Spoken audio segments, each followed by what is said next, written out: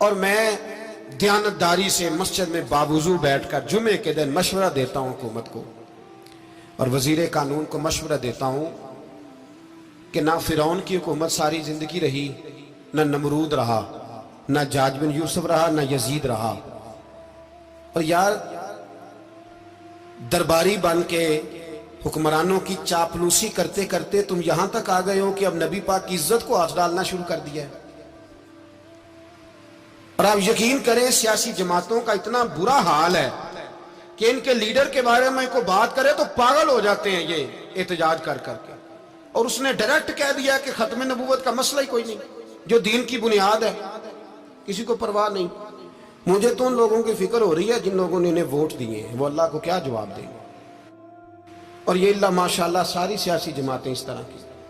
اور میرا وزیر قانون صاحب کو بھی مشورہ ہے کہ زندگی بڑی تھوڑی ہے، بڑی تھوڑی، اللہ سب کو معاف کرتا ہے، اپنے رسول کے غداروں کو معاف نہیں کرتا۔ اور یہاں تمہاری گاڑیوں پہ جھنڈے لگے ہوئے ہیں، وہاں بھی تمہارے جھنڈے لگیں گے، پر اس لیے لگیں گے کہ یہ غدار ہیں ناموس رسالت کے، یہ جھنڈے لگیں گے۔ شرم کرو اور ڈر جاؤ، بس کر دو، تمہارے منہ میں اب دانت پورے نہیں رہے۔ کوئی شوگر کا مریض ہے تو کوئی بلڈ پریشر کا، تو کوئی ہارٹ کا، تو کوئی کینسر کا۔ شرم کرو اور اپنی قبر کی بھی تھوڑی سی فکر کرو۔ بتاؤ پاکستان کے کتنے صدر گزرے، وزیر اعظم گزرے، تو ان کی قبریں کہاں ہیں؟ کوئی جاتا ہے ان کی قبروں پہ؟ کسی کو خبر ہے؟ کیوں اپنے لیے جہنم کٹھی کرتے؟ سارا کچھ دنیا داری رہ گئی ہے، سارا کچھ صرف یہی رہ گیا۔ حضرت ابو بکر سردار تھے، حضرت عمر سردار تھے قبیلے، حضرت عثمان سردار تھے، انہوں نے سرداریوں کو ٹھوکر مار کے رسول اللہ کے قدموں میں بیٹھنا پسند کی، سرداریاں چھوڑ کے غلام بن گئے۔ تم سرداریاں بچانے کے لیے رسول اللہ کی غداری کرتے ہو، شرم نہیں آتی؟ اور کام شکوہ ہے مجھے ان لوگوں سے جو مولوی تو کہہ دیتے ہیں تو سیاست نکار، اور کسی سیاستدان کو منع نہیں کرتے کہ جب تجھے سورت فاتحہ بھی نہیں آتی تو تجھے کس نے اجازت دیا اتنی بڑی بات؟ اور میں نے پچھلے سے پچھلے جمعے بھی کہا تھا، پھر کہتا ہوں اور آن دی ریکارڈ کہتا ہوں، مرزائی کل بھی کافر تھے، آج بھی کافر، اور قیامت تک، اور جو ان کے کفر میں شک کرے وہ بھی، اور پکا بے ایمان ہے، کافر ہے۔ وہ وزیر قانون ہو یا صوبائی ہو یا وفاقی ہو، من شک فی کفر ہی فقط کفر، جو مرزائی کے کفر میں شک کرے وہ بھی کافر ہے۔ ہمارے رسول آخری رسول ہے، ہم کسی کو یہ اجازت نہیں دیں گے کہ وہ ختم نبوت میں رکھڑا ڈالنے کی کوشش کرے، ہم کسی کو یہ اجازت ہے۔ اور تم نے قوم کو لوٹا، لوٹتے رہو، اب ایمان پہ ڈاکے تو نہ ڈالو۔ تمہیں دولت لوٹ کے پیٹ نہیں بھرا، اب ایمان لوٹنا شروع کر لیا ہے۔ تمہارا فیکٹریاں لوٹ کر، قومی خزانہ لوٹ کر پیٹ نہیں بھرا، بھائی مانو اب دین بیچ کر اپنی حکومتیں پکی کرو گے۔ اور وہ لوگ بھی تیار ہو جائیں جو ان بھائی مانوں کو منتخب کرتے ہیں، ان سے بھی سوال کرے گا ختم نبوت کا موضوع قیامت کے دن کہ تم بتاؤ، ان کو سپورٹ کرتے تھے جو رسول اللہ صلی اللہ علیہ وسلم کے بعد بھی کسی نبی کو نبی ماننا درست جانتے تھے۔ شرم آنی چاہیے، خیال ہونا چاہیے۔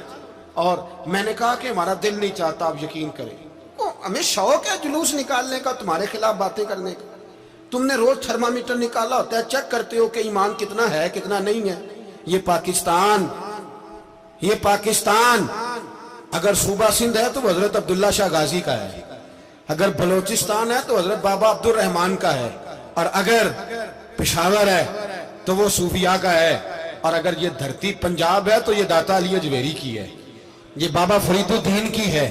اس میں کسی غدار کو قبضہ کرنے کی اجازت بالکل نہیں ملے گی۔ اور ہم وہ لوگ بھی نہیں جو چپ کر کے اندر سوتے رہیں، قوم جو کرتی ہے کرتی رہے، ہمیں پرواہ نہیں، نہ ایسی کوئی بات نہیں۔ کوئی بندہ نہ سمجھے کہ انہیں ہوش نہیں، انہیں پتہ نہیں، ہمیں سارا کچھ ہی آتا ہے۔ پھر اگر کل کو کوئی ممتاز قادری پیدا ہو گیا تو شکوہ نہ کرنا، کل کو کوئی پھر سے عامر چیمہ نکل آیا تو شکایت نہ کرنا، یاد رکھنا۔ یہ لوگ بعد میں پچھتاتے ہیں، پھر مناظرے کراتے پھرتے ہیں، اس نے صحیح کیا کہ غلط کیا، پھر انہیں ہوش آتی ہے بعد میں، پھر ان کے ہواری نکل نکل کے میدانوں میں دلیلیں دیتے ہیں۔ اس لیے ہمارا مشورہ ہے انہیں کہ یہ اپنی حد میں رہیں، اور جو کام تمہارے ذمہ، میں نے کہا نا تم نے بڑا لوٹا، یہ قوم روز تمہیں موقع دیتی ہے لوٹنے کا، یہ موقع دیتی ہے، تو تم نے دولت لوٹ کے پیٹ نہیں بھرے, اب ایمان لوٹنے کے چکر میں آ گئے ہو. یاد رکھو مسلمان گناہگار ہیں, غدار نہیں ہے. تمہیں دولت لوٹنے کا تو شاید موقع مل گیا ہے, پر ایمان لوٹنے کا موقع نہیں ملے گا. تو اس لیے اس کو لگام دو. اور ویسے بھی کتا جو پالتو ہوتا ہے نا, اس کو گھر کے اندر سنگلی سے باندھ کے رکھنا چاہیے. یہ تمہارے بوٹ چاٹتے ہیں, بھونکتے ہیں تمہارے حق میں, وزارتیں لیتے ہیں. ہم نے تو کوئی وزارت نہیں لی تم سے, اور نہ ہمیں شوق ہے. اس لیے کہ ممبری کیا کرنی ہے جس کو ممبر رسول عطا کر دیا جائے. اس نے کیا کرنی ہے یہ ممبریاں جس کو پکا ممبر رسول دے دیا جائے. تو اس لیے اس سے باہر آؤ. میں نے کہا بڑے بڑے نمرود, فرعون, قارون دفن ہے, تمہارا بھی نام تک نہیں ہوگا, بالکل نام نہیں ہوگا. اس لیے ہمارا مشورہ, اور آپ لوگ بھی آئیں نا یہ اگلے سال, تو ان کو کھڑا کر کے پوچھ لینا اسلامی جمہوریہ پاکستان کا تم نے MPM نے بننا ہے, پہلا کلمہ ہی صحیح سنا دو. چلو خدا کا واسطہ یہی بتا دو کہ تمہیں نماز بھی ڈھب سے آتی ہے کہ نہیں. اور آپ کی موج ہے, آپ بٹھا لیتے ہیں سر پہ, کیا کریں, سمجھانے والے مفت گناہگار ہو گئے اور بہکانے والے سب تمہارے یار ہو گئے. اس لیے یہ چھیڑتے ہیں جان بوجھ کے. اور پھر جب کوئی ممتاز قادری علیہ رحمہ پیدا ہوتے ہیں, پھر انہیں دشواری ہوتی ہے, پھر ان کا جینا مشکل ہو جاتا ہے. یہ موقع دیتے ہیں, پتہ نہیں کس کے ایجنڈے پہ عمل کر رہے ہیں. میرا سوال یہ ہے, میں نے پچھلے جمعے پھر میرا سوال ہے کہ میں پوچھتا ہوں, اس آدمی کو ضرورت کیا ہے ختم نبوت پر بات کرنے کی, جب امت مسلمہ کے متفق کا فیصلہ ہے کہ مرزائی کافر. اسمبلی نے بل پاس کر دیا کہ مرزائی, ان کو اقلیت قرار دے دیا, اور جب سے وہ اقلیت بنے نہ ہم نے ان کی عبادت گاہ جلائی, نہ ہم نے ان کو قبروں سے نکالا, نہ ہم نے, بس ٹھیک ہے جیسے عیسائی رہتے ہیں, یہودی سے کس ملک میں رہتے ہیں وہ بھی رہے, اقلیت بن کے رہے, کوئی اعتراض. پر تم انہیں کھینچ کے کیوں قریب کرتے ہو, تمہارا کیا جرانہ ہے ان کے ساتھ, بتاؤ تو صحیح.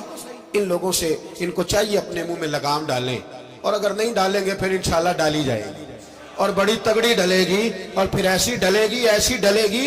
سلمان تاثیر جب مرا تھا نا تو 5-5 لاکھ روپیہ مولویوں کو آفر کی جنازہ پڑھاؤ, 5-5 لاکھ روپیہ چھوٹے چھوٹے مولویوں کو.